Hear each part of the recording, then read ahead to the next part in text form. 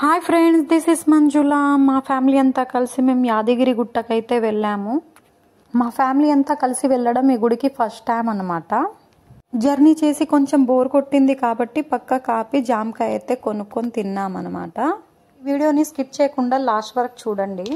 ఇప్పుడు గుడి దగ్గరికి అయితే వచ్చేసాము. ఇప్పుడు చూడొచ్చు కింద నుంచి వ్యూ ఎంత బాగుందో గుడిది.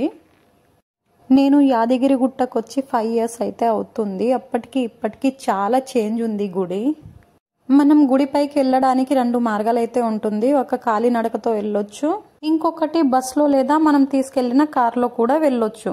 మన వెహికల్ మీదనే మనం గుడి పైకి వెళ్ళాలంటే 500 పే చేయాలి కార్ పార్కింగ్ కోసం. చిన్న పిల్లలతో వచ్చాం కాబట్టి మా వెహికల్ తీసుకొని పైకి వెళ్ళేసామన్నమాట. ఇప్పుడు వచ్చేసరికి లేట్ అవుతుందనేసి మా కార్ అయితే తీసుకొని వెళ్ళాము. ఇప్పుడు గుడి దగ్గరకు అయితే వచ్చేసాము. ఇది మెయిన్ ఎంట్రన్స్ అన్నమాట.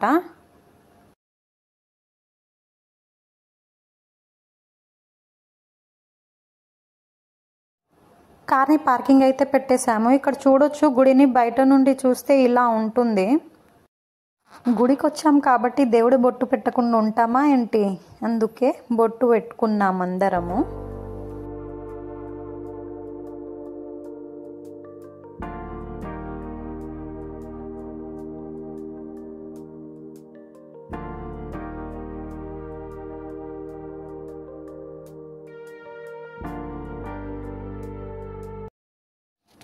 దర్శనానికి వెళ్ళే దగ్గర అయితే చాలా మంది అయితే వచ్చారు. చాలా రష్ ఉండే. మాకు 3 hours అయితే పట్టింది దర్శనం అవ్వడానికి. ఇది ఎగ్జిట్ గేట్. దర్శనం అయితే అయిపోయింది, బయటికి వచ్చేసాము.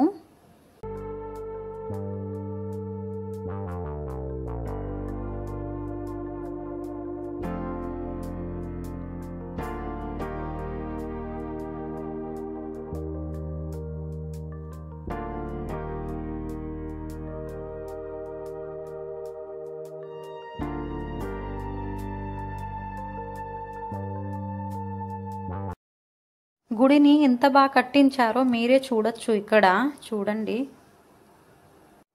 మేము దర్శనానికి వెళ్ళిన రోజే చాలా మంది వచ్చారని చెప్పాను కదా, మీరే చూడొచ్చు మీ కళ్ళతో ఎంతమంది వచ్చారనేది. ప్రసాదం తీసుకురావడానికి అయితే మా తమ్ముడు వెళ్ళిండు. ఇప్పుడు లేట్ అవుతుంది కదా అనేసి ఇక్కడికి అయితే కూర్చున్నాము. నాకు ప్రసాదం అంటే చాలా ఇష్టం. ఫస్ట్ పులిహోర తిన్నాను, తర్వాత లడ్డు అయితే తిన్నాను.